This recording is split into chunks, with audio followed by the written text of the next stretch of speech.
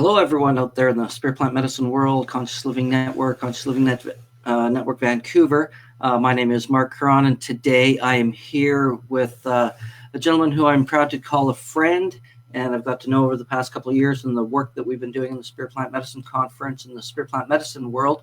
I'm here with Trevor Millar. Now, Trevor is a social entrepreneur who's the owner of Liberty Root Therapy, which is a business dedicated to healing and transformation using the anti-addictive plant medicine Ibogaine and other psychedelic compounds. Trevor currently serves as the board chair for the Multidisciplinary Association of Psychedelic Studies, also known as MAPS Canada, and is a former executive director of the Global Ibogaine Therapy Alliance. Featured in the award-winning documentary about using magic mushrooms and Iboga to heal addiction, anxiety, and depression called Dosed, he is also executive director of the newly formed Canadian Psychedelic Association. Trevor, welcome. What's up, Mark? I'm glad we're finally here doing what we've talked about. I know we've talked about this for like 6 months or longer. So we're going to call it the Trevor Millar MAPS Monthly. Oh, cool. I think, with the work both of us are doing, there's a lot to share in the world, keep the conversation fresh.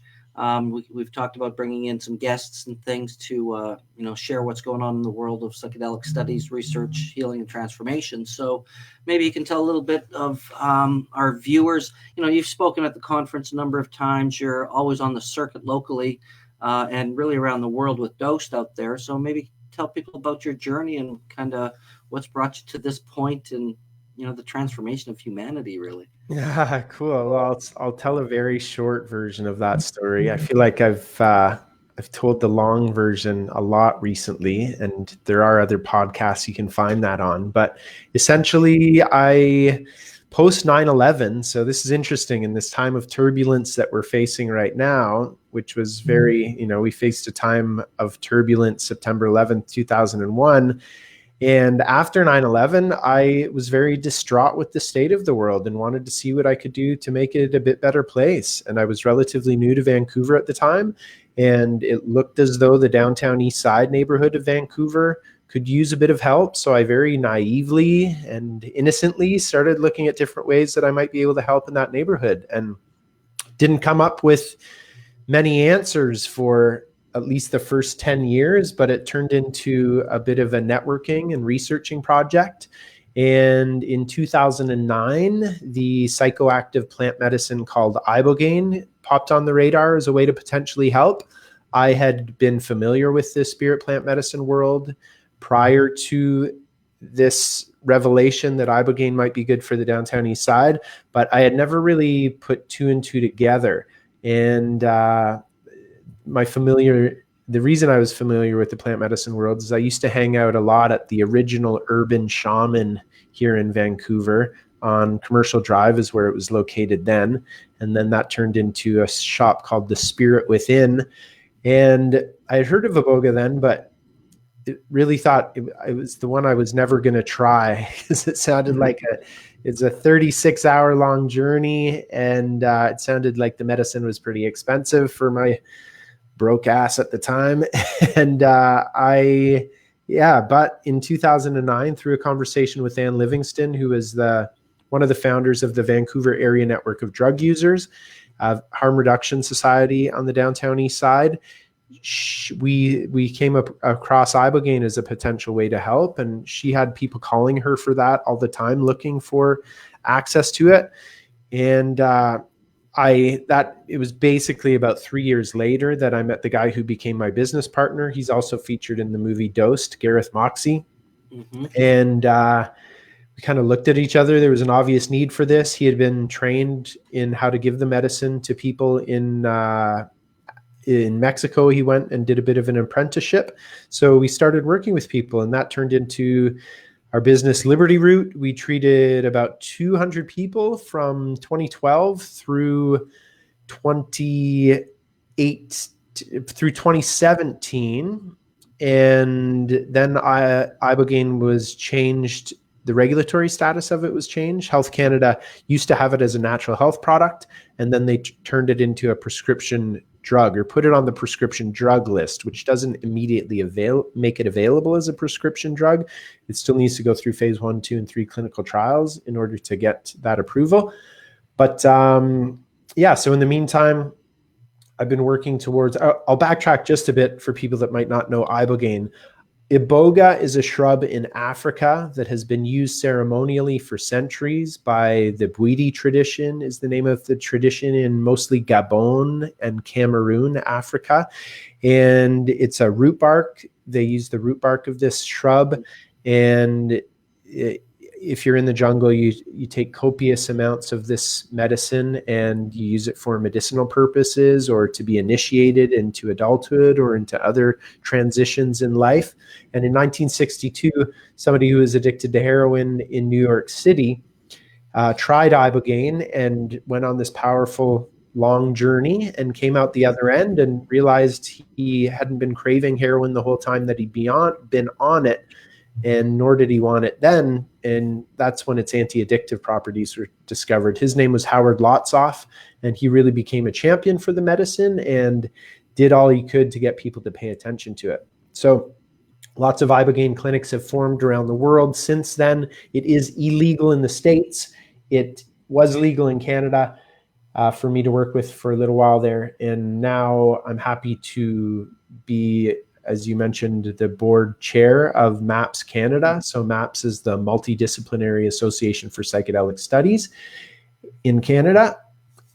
And MAPS was formed by Rick Doblin in the States, and they've really done more than anybody else, arguably, to legitimize plant medicines or psychedelics as medicines.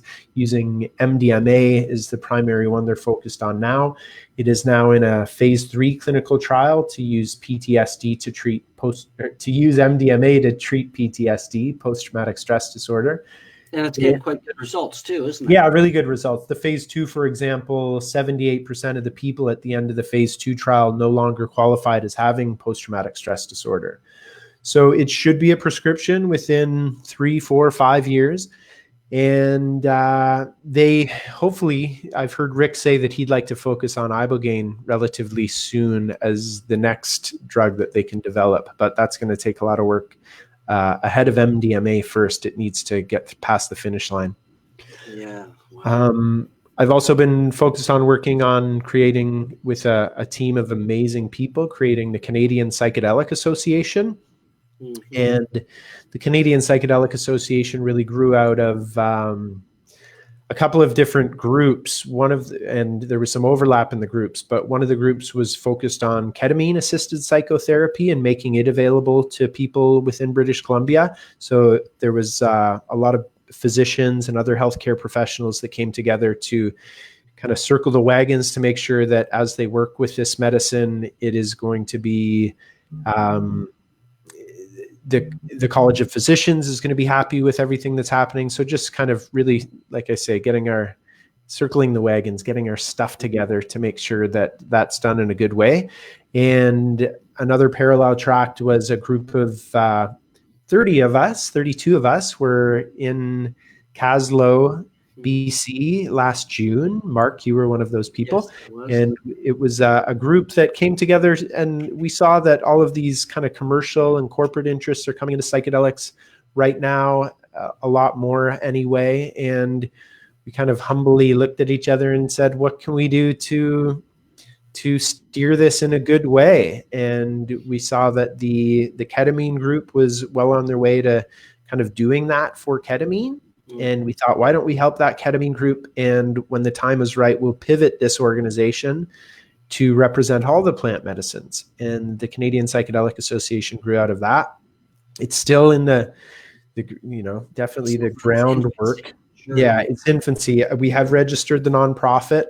And it's ultimately, I think it will be an advocacy group for letting people know about psychedelics, advising on regulatory things, liaising with the government as these medicines become more mainstream. And at the same time, we'd really like it to be a place where the community can come together and discuss some of the very unique and important issues behind working with such powerful and fascinating compounds. Mm-hmm. I got some comments on that. Hang on one second, because I got to get my prop for this one. Oh yeah. Ooh, I need props. So, you talk about all of what's happening, just in psychedelic research, from the work with MAPS, with, the formation of this Psychedelic Association, which I think is brilliant because, with everything that's happening just in the world today and the things that we're seeing, and, you and I are seeing it firsthand from people's experiences and even our own, that there really needs to be something behind that. And when you talk about MAPS and, the scientific studies and the processes for the clinical things, I've been reading this book, which is How to Change Your Mind, right? Great. And talk about a history in terms of the psychedelic research from the 50s and 60s, and, Timothy Leary's role, to all of these guys, that what was happening, to see where some research was being done well and some not so much in terms of the scientific approach. And I think that, for the amount of time that this stuff kind of went underground, for it to kind of have this reemergence is really interesting at this, these times, right? For sure. It's like, well, they're calling it the psychedelic renaissance. Renaissance means rebirth, and it's kind of a shame that we had to go through a rebirthing process, because like you mentioned, and as that book says, and as PubMed says, if you do any kind of research on there, on papers that have been published in the past, but a lot of these studies were already done. Like LSD was approved as a safe medicine to be working with people on. And Weyburn, Saskatchewan, Canada has a really cool history of psychedelics. In Weyburn, Saskatchewan. And here in Vancouver, they had a center here in Vancouver as well. Yeah, that kind of grew out of what was happening in Saskatchewan. But in Saskatchewan, Humphrey Osment, I think it's so cool that Humphrey Osment, the guy who coined the term psychedelic, actually did coin the term psychedelic while he was working in Canada. So even the word was invented here. And they were doing a lot of studies using LSD specifically. They had access to everything. And I think it's curious that while they did have access to things like mescaline and psilocybin, they did choose to do the bulk of their work with LSD, which I think says a lot, because not a lot of research is getting off the ground now around LSD. No clinical trials yet anyway. So why do you think that is, or do you know why that is throughout the history? I think it might be, nobody knows what the word psilocybin is. I think you can get away with working with psilocybin. I don't know if it just comes down to that. LSD's got a huge stigma, but LSD, like they treated around 750 people for alcohol use disorder using LSD, and more than 50% of the people overcame their alcohol addiction using LSD psychotherapy. In the book, it was interesting where they talked about the origins of AA and how the founder wanted LSD to actually be part of the protocol and part of the steps. Totally. Yeah. Bill W., the founder of AA, his spiritual awakening that led to the formation of AA happened because of an experience with a plant medicine called belladonna, which is psychoactive, and gave him a insightful experience, as these journeys often do for people. He put together AA from there. And in the later years of his life, he wanted LSD to be either step 0 or step 13. And I think that would make it a heck of a lot easier for people, to be honest. You mentioned, I think step 0 would be the way to go. And then maybe 13. And 13. And then repeat all the steps.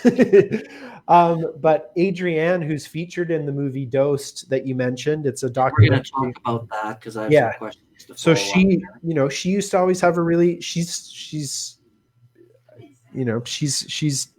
it's supposed to be Alcoholics Anonymous, but I'm outing her a little bit in knowing her story. But she's a fan of the 12 steps, and she really tried doing AA a lot prior to her experience in the movie, and it just didn't stick for her. And one of the reasons, maybe not the only one, although it has stuck for her since her come to God moment, but she had a really hard time with the 12 steps acknowledgement of a higher power.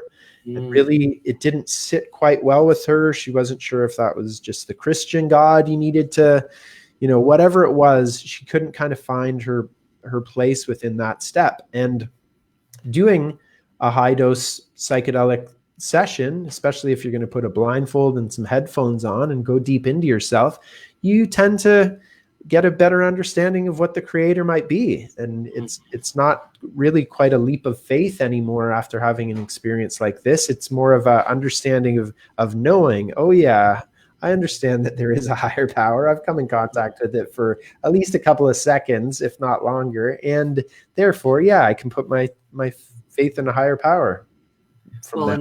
And that's the beauty of these medicines, is it does give you that experience where, you read time and time again of how all these atheists or people who are just agnostic, all of a sudden they come out on the other side going, okay, yeah, believer that there's something else, totally. At least something. Yeah, as soon as you get beyond that little ego for a little while, it's the ego is that part of you that thinks you're small, that thinks you're worthless, that that negative speaking voice in your head that often speaks English and says harsh things to you. And if you're perpetually blindfolded by that limiting view of yourself, it might be hard to align with the idea of a higher power. But these medicines seem to shut down that default mode network, as they're calling it, and quiet that aspect of yourself so that you can see, oh yeah, I am connected to something a little bit larger. I had a guy that I gave Iboga to early on, and he came in beforehand and he said he was an atheist, or I don't even know if he did tell me that, although we do ask that question, what his spiritual beliefs are. And he came out the other end of his Iboga journey. He said, yeah, when I got here, I didn't believe in God, and now I know there's a God. Yeah. That's quite common, that type of thing. And I treated a Muslim gentleman who's still a really good friend. Both these guys are really good friends still. The Muslim gentleman, oh my God, his story is so amazing. He had never even had a drink before. He had was very devout, religious Muslim, but very kind of judgmental and harsh in his beliefs. And he got addicted to pain pills. He had pancreatitis. His doctor prescribed. He's gone public with his story, so I don't mind sharing a lot of this. He was taking a lot of pain pills and had no idea he was addicted till Christmas came around. All the pharmacies were closed, and he goes into withdrawal for the first time. Then realized he's addicted. Then goes to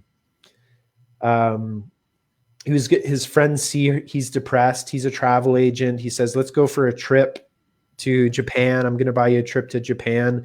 As he's researching this trip to Japan, he realizes that he won't be allowed to bring even his prescription opiates to Japan with him. So that sends him into a farther depression. He's praying to Allah the whole time for an answer. Give me an answer to this. Give me an answer to this.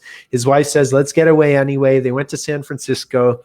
He's miserable in his hotel room in San Francisco, late at night, watching a Law and Order episode.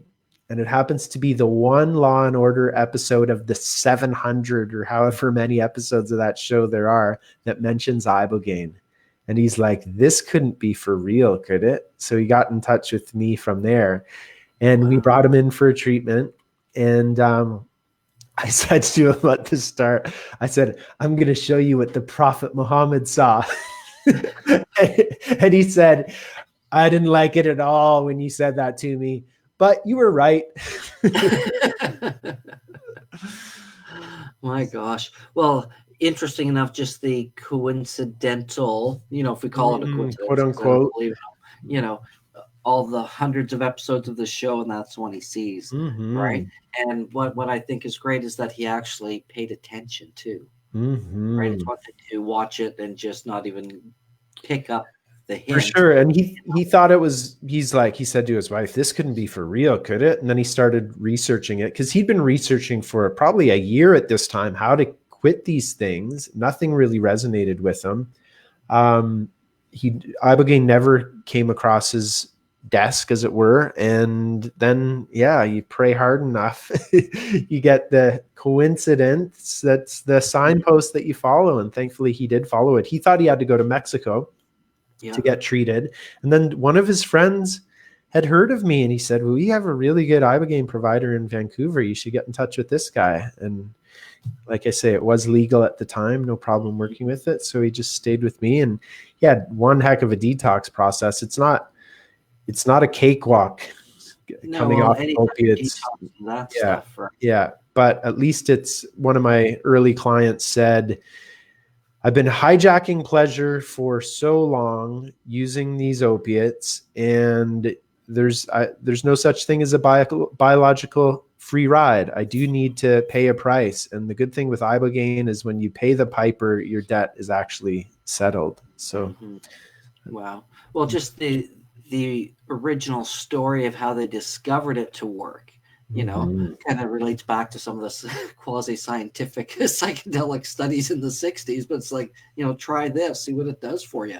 Yeah. Well, no, the craziest part of that is it was like that guy, Howard Lotzoff, he didn't take Ibogaine because he thought it would help with his addiction. I've heard from his wife that he would basically try anything. And his chemist buddy knew that he would try anything, said, here, try this Ibogaine stuff. And went on a powerful journey, came out the other end. He said, wait a second, I'm done with heroin. Now, based on just that alone, I think this can be a conversation that'll take up the rest of our time, because I know we could go on for a while. Now, you're part of the that hit movie Dose, winning awards around the world, that's showing plant medicines exactly for what we're talking about, you know, healing and recovery of not just anxiety, depression, PTSD, but addiction and opiate addiction, which is prevalent around the world, not to mention, you know, the historical downtown Vancouver East Side. Maybe you can talk a little bit about that movie, because what I'm curious about, you know, first off, it follows a young woman's journey with her friends to help her break her addiction. Now, I'm curious too, what's been the follow-up? What kind of things are you getting from people who are curious to know more? People are saying it doesn't work, this isn't good. And then thirdly, how do we make this accessible to people? You know, we know people who are affected by this, or people are dying every day. My understanding is, as much as the medicine itself is not necessarily overly expensive, it's everything around it that costs a lot of money, you know, medical treatment and things of that nature. So how does that all work? And what do you see the future of that being? Cool. Well, I know it's a lot there. As far as, I'll start with the accessibility things. So yeah, it would cost, people would pay me $8,500 to come for a 10-day treatment. The medicine itself might cost $500, but then I'm working with registered nurses. I'm working with doctors. I'm paying, at the end of it, when I was treating 3 people at a time, I was paying $5,000 a month rent. Plus we had to pay everybody. So it's not like I was getting rich off it. I was really trying to just make it available. And at the same time, we would set aside a portion of our profits to help pro bono patients, specifically residents of the downtown East Side. So we did work with VANDU, the Vancouver Area Network of Drug Users, met with their membership, introduced Ibogaine to them, said if there's anybody that wants to use this,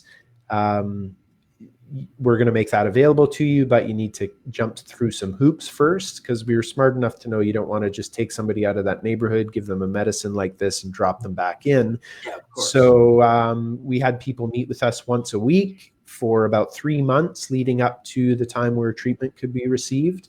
And one example of that was a gentleman named Aaron. He's also come public with his story. He spoke at did you ever have him on your show? No, that didn't. No, not yet.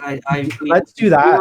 We were back and forth a number of times. Yeah. That really happened, but I have met him and I heard his story talked at a MAPS fundraiser at UBC one. Cool. We'll get him on one of these monthlies. But he really attached himself to all the mindset stuff which the Conscious Living Network is all about, this kind of stuff. Like, how do you think? What's an abundance mentality? It's one thing to get over the drugs. What are you going to do with your, the poverty mindset, the feeling that you're worthless and aren't going to achieve anything in life? You got to fix a lot of that stuff before you're going to see any kind of dramatic success. So he really latched on to a lot of that information. We treated him, brought him in for 7 days. It went really well. Unfortunately, the housing arrangement that was set up for him fell apart. He ended up in a shelter shortly thereafter. He did end up relapsing, but he stayed in contact with us. Another key component of this is community.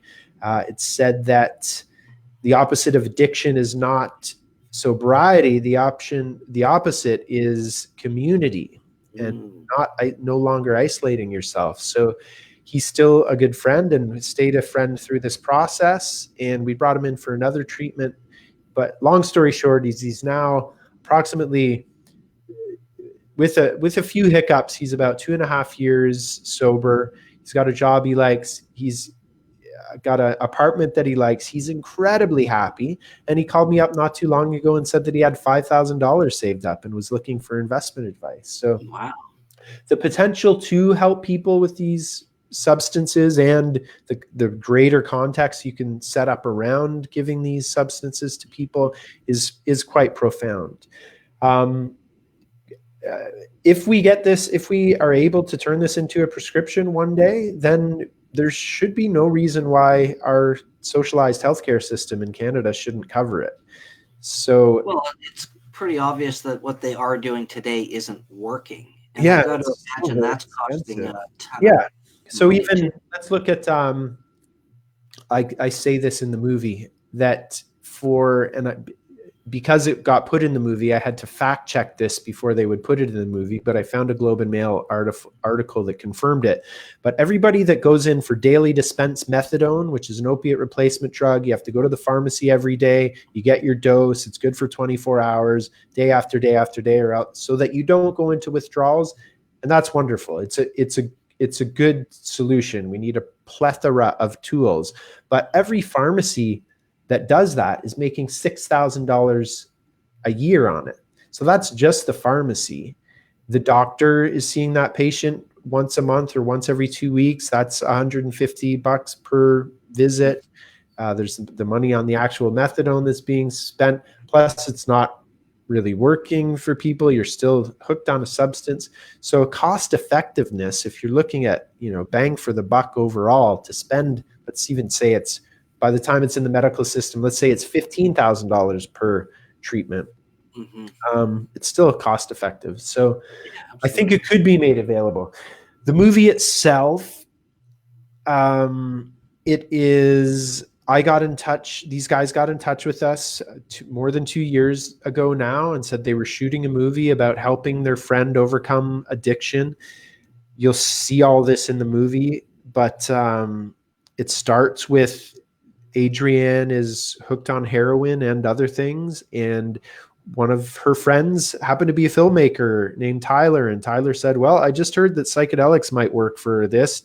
You want to try that? So they very, again, naively just gave her some mushrooms and filmed it, and it's funny to watch it in the movie how kind of naive they are about it, but everything. But what I love about that is it just goes to show, them caring for their friend and what they were willing to do, and just it was very real world-ish. Mm-hmm. I'm in Vancouver. I'll find someone just do this, and because that story I think is relatable for a lot of people. Mm-hmm. Right? Like even if it be depression or quitting smoking, people are looking for these things and doing it themselves. Yeah. And she tried to get in a clinical trial, but that would be years. The clinical trial she was trying to get in still hasn't even started using psilocybin for addiction. So so they just kind of took a bunch of mushrooms, and the first dose of mushrooms made her realize she didn't want to kill herself anymore. That's a huge win. Yes, and it lifted her depression. And unfortunately, mushrooms don't take away opiate withdrawals. So the withdrawals came back. She ended up using opiates again, tried some more mushrooms, didn't work. And then eventually Ibogaine came on the radar as a way to help. And then we got contacted by these movie makers.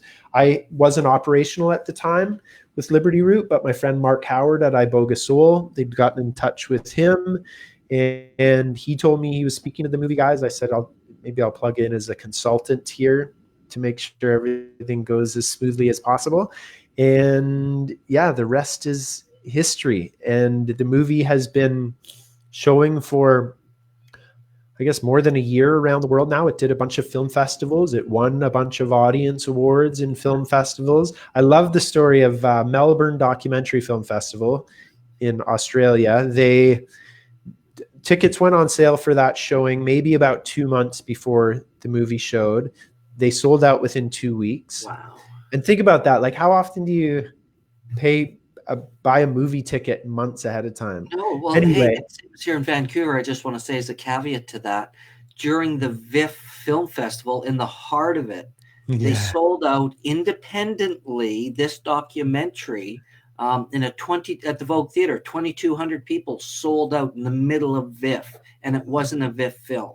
And VIFF, for those watching, is the Vancouver International Film Festival. And to me, that was really a statement to the power of what this movie has done and who it's reached. Totally. It didn't get accepted into the Vancouver International Film Festival. So they instead did a showing, their Vancouver premiere, right in the middle of that film festival, and had a bigger audience than any film festival movies, that's for sure. What's that going to say about, I think that says a few things about the interest in the world today and in our society and our communities. It also goes to say something about, and it's not to disregard VIFF. We review films with Conscious Living Radio every year. They're a great organization, but again, there's some sort of a filter, a bias. Maybe I can only presuppose and imagine, or that's my hallucination, right? Mm-hmm. But it's like, what's stopping them from doing that, especially something that's been so well received? So like Melbourne, so it sold out within 2 weeks, so they added a second show. Sold out within 2 weeks, so they, first time in the history of the film festival, they added a third show. It sold out, so they added a fourth show. Wow. And it's been showing a lot in Australia. The guys, Tyler and Nick, the movie makers, they've been really doing what they can to get this movie seen. It often takes it always so far has taken somebody locally to really spearhead it. So a lot of psychedelic societies have stepped up to the plate and made space for this movie in their hometowns. And it's almost always sold out. Everybody, most people really love this movie. It's very compelling. You don't know which way it's going to go. It's one heck of a movie. And then we've done a lot of panels afterwards. So we did the Vogue one that you mentioned. We had Dennis McKenna, we had Paul Stamets, we had all the medicine providers, we had Adrienne and Elena from the BC Center for Substance Use. It was a really great panel. So we've been getting a lot of good questions about the movie.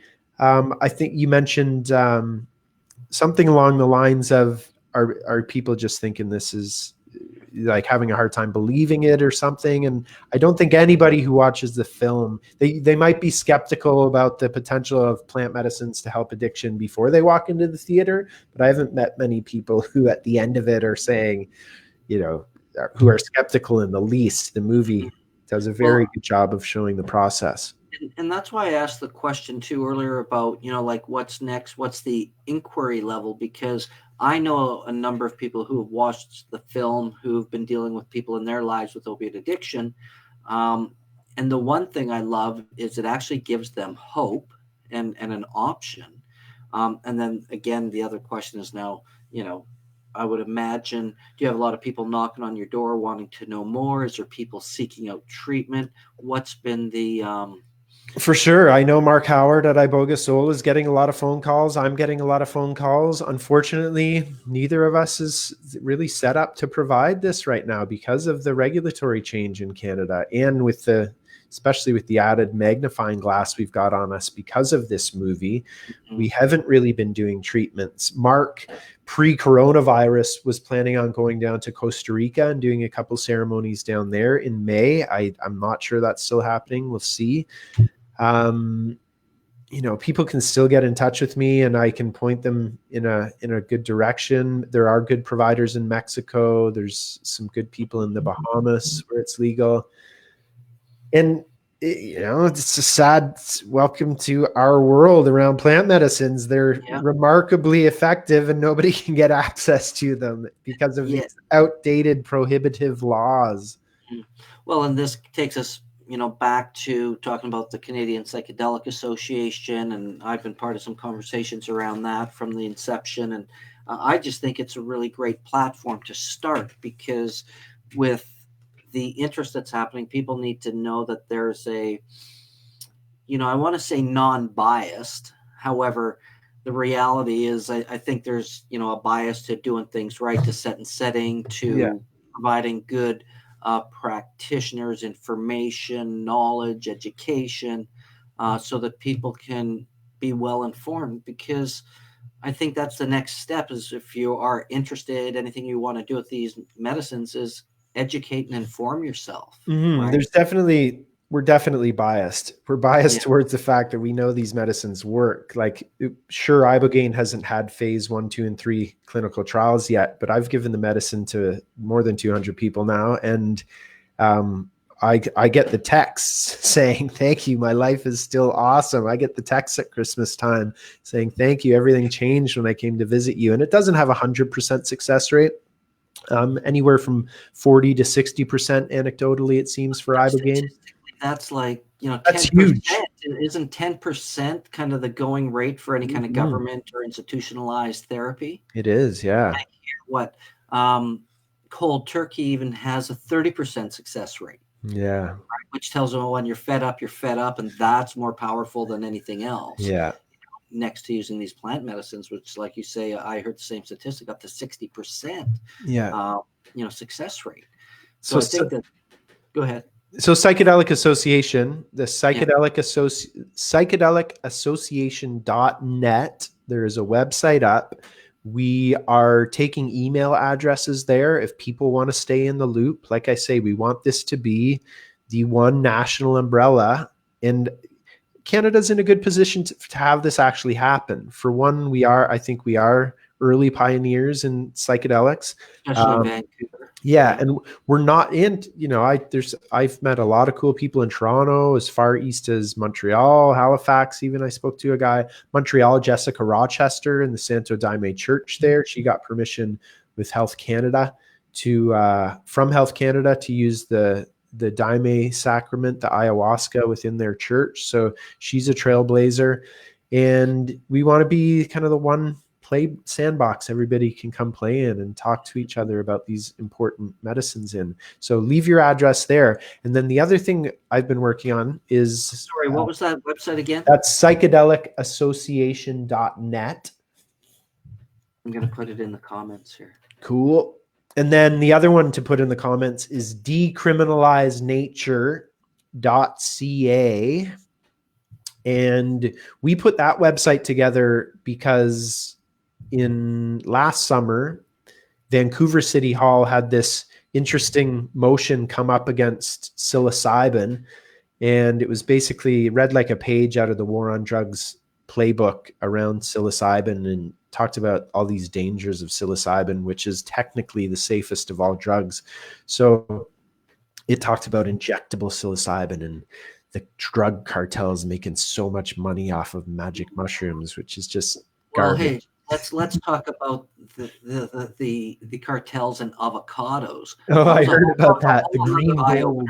Yeah. There's a Netflix documentary, and it's like the business of avocados. Mm-hmm. It's crazy out of Mexico. Wow. Man. It's wild. So we fought this motion. We won against this motion. More than 750 people sent emails through that website to Vancouver City Council telling them to drop this motion. And because of my help with that, some other amazing people, Chris Bennett from the Urban Shaman and Jovian Francie, they had been working on a petition at the federal level to try and decriminalize plant medicines. So they established contact with Nanaimo Green Party MP Paul Manley, who said, yes, I'm interested in possibly sponsoring this petition. Canada's got a really cool setup where all you need, you can go to canada.ca or whatever it is, and start an e-petition. And you need to make sure it's written properly. And then from there, you can get an MP to sponsor it. And once that petition is launched, all you need is 500 signatures for that petition to be read in the House of Commons. And then the government must respond. So 500 signatures I'll have on day one with all our network contacts. But we want to make this the biggest e-petition the government has ever seen, so that they need to take it very seriously. And I think with the way some of the decriminalization initiatives are succeeding in other parts of the world, I think it's, especially in the face of this mental health crisis that we've got right now, I think there is a really good chance of us changing some Canadian law. So we're going to launch that the first week of April. And if people go to decriminalizenature.ca and leave their email address there, they will get updated with when that petition goes live. And I've done some video. We're going to try and do a video that we hope would go viral telling people about this. And from there, who knows? I think we'll have 120 days to get as many signatures as possible. But wouldn't it be great if we could just point blank at the federal level decriminalize all of these sacred medicines? Because the arrogance of these laws just dumbfounds me, that something that grows out of the ground, nature itself legitimizes it. And for the arrogance of these man-made laws to outlaw nature herself, especially when they're so profoundly healing and powerful, it's just got to go. I'm with you. Dennis McKenna and I have had that conversation time and time again. And these things, like, who gives anyone, the right, especially man, of course, to decriminalize nature? Like, come on. Dennis is the sponsor of this too. Yeah. So I was able to name symbiosis, baby. Symbiosis. Yeah. He's a resident of Canada now. So he's able to be a sponsor of this. And he's happy to. And he put me in touch with Wade Davis, who is also going to be a sponsor of it. And Gabor's involved. He's put his name behind it anyway. So no, I think it's certainly about time, and it's something that we just have to keep putting our best step forward. And one thing, when you talk about the results of these plant medicines, it reminds me of a story Tony tells at UPW. Tony Robbins, for those of you who know Tony.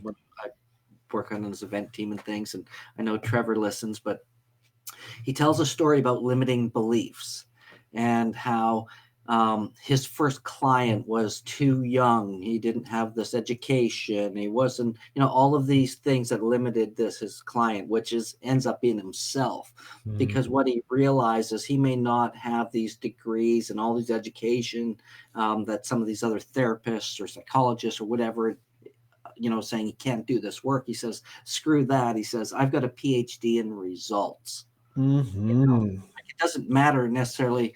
And I'm not taking this out of stride in what he was saying, but it was just like, the most important thing is that we're getting the results, and sometimes the methodology up to that can be, debated in terms of belief systems, really. Yeah. And the most important thing is what is getting the result. And we talk about just the statistics of Ibogaine, right there, that's something that's got to be looked at, and this is the work which, is happening with MAPS and everything they're doing. And again, the Psychedelic Association, I think, is great, because I remember being in a couple of conversations, and it was just to be visionary to see what's coming in 3 to 5 years down the road for Canada, and be ready for that. Because we kind of know these pathways have kind of been put out before us before, in terms of cannabis. We know the mistakes there. Let's make things better and, help more people. Absolutely. Cannabis reminded me, I just published a piece through Psychedelic Times called Why Psychedelics Are Not the Next Cannabis, to try and address. No, I'll share it on your thing here. Good. Because I know I've got it somewhere here too. I shared it not too long ago. But if you want to share it, that'd be great. But sorry, what was the title again? Why Psychedelics Are Not the Next Cannabis. I'll share it in the comments right now. There. maybe you can give us a Cold Notes version, a little bit what you're talking about. Well, for one, it's really speaking from the public market side of things. It's as the story starts in the article, a couple of years ago, I was invited to a Howe Street office, which is Vancouver's financial district. And this guy was there and he said, he's smoking a cigarette out a window. He goes, yeah, we think psychedelics are the next cannabis, meaning, a lot of these guys made tons of money on cannabis speculation, essentially. And in the article, as I say, even cannabis is not the next cannabis, because a lot of those stocks, most of them, are performing dismally now, I'm sure, especially in light of the last few days. Mm-hmm. And cannabis is just it's a different plant. It's sticky. It's something that people might use every single day and enjoy using every single day, and more power to them. And thank God it's not illegal for them to do so in Canada anymore. But psychedelics, as we've been talking about this whole show, are inherently anti-addictive. If you do a large therapeutic dose or ceremonial, even, it's not like you want to rush out and do that again anytime soon. Exactly, yeah. Right. A microdosing of psychedelics, which is taking a sub-perceptual dose, you might do that a little more frequently. But at the same time, there are microdosing websites online selling small microdoses for $6.50 per pill, which is a lot of money. You could get a whole gram of mushrooms, as an example, for about $10. And so you need to at least match what you can get in the black market. Anyway, there's a lot of reasons why. And really, I think the ultimate message within that article is this is about healing. This is about taking the lessons that we learn on these psychedelic journeys about unity and love and compassion and not being so greedy and taking care of your appetites that are running out of control. I think the line people seem to love the most in that article is, if you're the kind of person who has millions of dollars and feel as though the next million is going to finally satisfy you, I've got 5 grams of mushrooms, a playlist, a blindfold, and a therapist's couch with your name on it. And I think that's really what it comes down to, is these medicines are transformational. It shouldn't be about business as usual. It shouldn't be about how are we going to get rich off this next, hot thing. This should ideally be about, whoa, I just had a transformational experience. I don't quite hate the world as much as I did before this. How can I make this manifest into the world that I live in? How can I integrate all of these fantastic lessons, which I know is one of the things you love to talk about, integration? Well, it's just taking the lessons that we learn and applying it to our lives. And I think that's the important part. And, just what you're talking about, our satisfaction in life is never outside of us in terms of how much money you make, what you got, or your material stuff. As my grandmother always said, there's no pockets in a shroud. You're not taking anything with you. And to me, that always kind of rang true. So I do my best not to necessarily be attached to things that way myself. Yet, it's funny because when you told that story, I thought about a guy. I was at a workshop a few weeks ago, and there was a guy sharing, and he was, as everybody was sharing kind of what they were going through in life, he kind of stood up and said, yeah, my life's going pretty good. I'm making all this money, and I just bought this $80,000 car, and I'm hearing all you people share, and I realized, you know what? Fuck, that's not working either. Right. So it's the same thing. And you hear time and time and time again after these, plant medicine experiences, how exactly what you talk about. People wake up to love, to what's important. They kind of write some relationships. They show up in different ways. And I think it's a beautiful journey. And As you know, it's not for everyone, as Jamie Wheel would say, Yeah. and it's not for people to do every day all the time. It's certainly not an addictive thing. It's not something that, you're just going to jump on board to do every day. It's just, it doesn't work that way. Mm-hmm. So I look forward to doing these monthly kind of talks with you so that we can educate people, we can inspire them, we can, maybe answer some questions and really dig deep in terms of what people are looking for. Because Yeah, it's great. Is this, what are we on? We're on the third Tuesday of the month. Do you want to keep it at that kind of yeah, schedule? Third Tuesday of every month? Yeah, that works for me. Cool, brother. Yeah. But, I just think it's great that we're out there sharing this information. Maybe we can, you're talking about bringing Aaron on. We can always bring, reach out to Adrian and the dose people as well, and just really kind of keep the momentum moving. I know there's a lot of work being done by eye-seers and, even a lot of this stuff, even what's happening in the world today, who the calm people are, who are the ones who are panicking, buying all the toilet paper, right? I know. And here I am just sharing funny memes. Exactly, Speaking right. to you, enjoying it all. Well, and that's just it. I chose not to kind of go out or go too far because I enjoy working from home and doing that. But, when you take a look at the social implications and just the conversations people are having and what comes up for people, it's interesting times. And I think this is why we need to stick together with community and support and, continue living the good life. Yeah, be there for each other. Don't get caught up in the fear. Take precautions. Stay inside. Do the, those are fun things to do anyway. But you don't have to get caught up in the fear. Yes, some people seem to be suffering with this virus. At the same time, for the best day you ever had in your life, where everything just went awesome, you were feeling great, things were zinging along, there were millions of people suffering and dying that day as well. Yeah. Hold some proper perspective on